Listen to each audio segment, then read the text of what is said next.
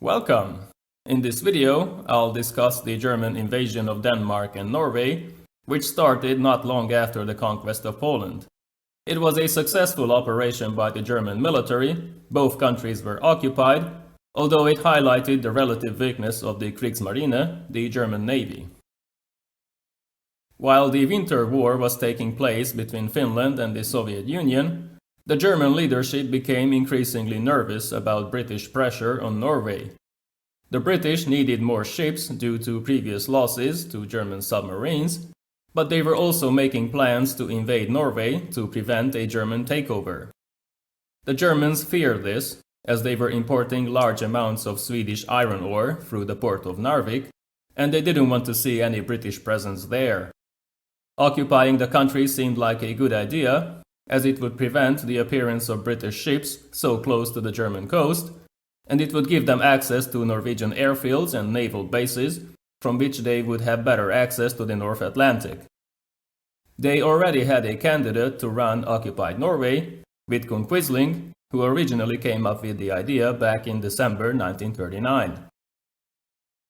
Both sides were planning invasion, mainly as a precautionary measure, but in the meantime Norway sent weapons to Finland and approved a British request to send more arms through their own territory to aid Finnish resistance against the Soviet juggernaut. The Allies contemplated the occupation of Swedish ore fields and Norwegian ports, but both countries protested, while Finland made peace with the Soviets. The French then pressured the British to at least mine the Norwegian coast, but the Germans sped up their preparations after one of their ships was attacked by a British force in neutral Norwegian waters. They would call the invasion an armed protection of Norwegian neutrality, which would include Denmark, mainly because it was in the way. The operation was complex and difficult, as it required an unprecedented concentration of the Kriegsmarine's surface ships in an area where the Royal Navy was clearly superior. Destroyers, along with smaller support ships, and light and heavy cruisers would transport troops to Oslo, Kristiansand, Egersund, Bergen, Trondheim, and Narvik. 2 battleships would escort the main groups, but the Luftwaffe would also participate, flying in paratroopers and providing air cover. 2 motorized brigades and paratroopers would invade Denmark, while overall around 100,000 troops would be used. Norway had 55,000 to counter them, along with 38,000 Allied troops that arrived soon after. On the 3rd of April, German supply vessels headed out. The Allies sent a small fleet and submarines to the area, but heavy fog soon covered the entire region, which helped the Germans. In the next few days, small skirmishes took place. Both sides lost a few smaller ships. The British mistakenly thought that the German Navy was merely attempting to break the blockade, while the Norwegian parliament ordered only a partial mobilization, which caused delays. On the 9th of April, German ships reached Narvik. They sank 2 old vessels and captured the town without serious opposition. Another group arrived at Trondheim, while at Bergen the coastal batteries caused some damage, but surrendered once the Luftwaffe showed up. At Kristiansand, 2 landing attempts were repulsed, but the 3rd succeeded once the Germans used captured Norwegian codes to mislead the defenders. Near Oslo, the heavy cruiser Blücher was sunk. Troops had to land elsewhere, which caused delays, but airborne troops soon captured Oslo anyway, although this gave time for the royal family and parliament to flee, along with the treasury. The last German group, together with paratroopers, captured Stavanger without significant opposition. In both countries, German troops had orders to shoot only when shot at. They expected a neutral or friendly attitude in most cases. Denmark fell in 4 hours, with no resistance. The population was ordered to cooperate. The Royal Navy attempted to reach Bergen, but German air superiority forced them to move north and leave the southern region to submarines. At Narvik, destroyers fought a naval battle. Both sides lost some ships, along with both commanders. The next day, 2 German light cruisers were lost, The home fleet attempted another attack, but most of the German naval forces were already heading home, so only the heavy cruiser Lützow was damaged. Meanwhile, in the second naval battle at Narvik, most of the German ships were sunk or abandoned. The Allies now controlled nearby waters. In Norway, Quisling announced the establishment of a new government, but King Haakon VII did not recognize this.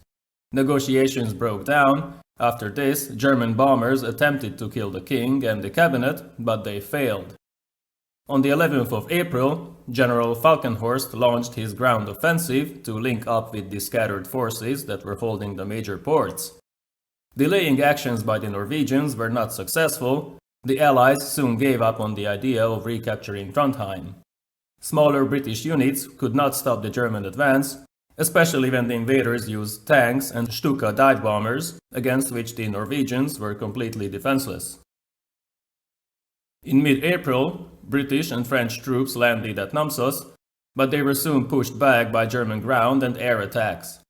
By the end of the month, the link between Oslo and Trondheim was established. The Allies gave up southern and central Norway. Heavy bombing was used against undefended towns, but some British destroyers were also sunk by the Stukas, while Allied forces were being evacuated. After this failure, in Britain, Prime Minister Chamberlain was replaced by Winston Churchill, but this did not save Norway. The emphasis was now on the northern part of the country. British, French, and Polish units landed near Narvik. Together with Norwegian 6th Division, they besieged the German invaders, now with some air support. At the same time, other German units were moving north from the central part of the country to relieve their comrades. Even though on the 28th of May, Narvik was captured by French and Norwegian troops, this was just a ruse to mislead the Germans. All Allied forces had already received their orders to leave Norway due to the German invasion of France. Their Norwegian allies were only told about this on the 1st of June. 6 days later, the decision was made to evacuate the king and the cabinet and continue the fight from Britain. Churchill opposed complete withdrawal, but Operation Alphabet commenced on the 8th of June. Allied troops left the country, so the attacking Germans quickly started hunting nearby British ships. Battleships Scharnhorst and Gneisenau sank 2 destroyers and an old aircraft carrier, but they were both damaged by other vessels. Norwegian forces surrendered 2 days later. This marked the end of the 62-day campaign. The period of occupation started. Norway became a Reichskommissariat with Josef Terboven as its head, although Quisling was allowed to form his puppet government in 1942.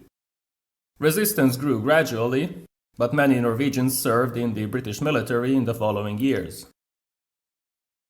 When hostilities ended, the Germans recognized around 5,000 casualties, but more important were the losses at sea, with 1 heavy cruiser, 2 light cruisers, 10 destroyers, 6 U-boats, and 10% of the available transport and merchant ships sunk, not to mention that both battleships were damaged.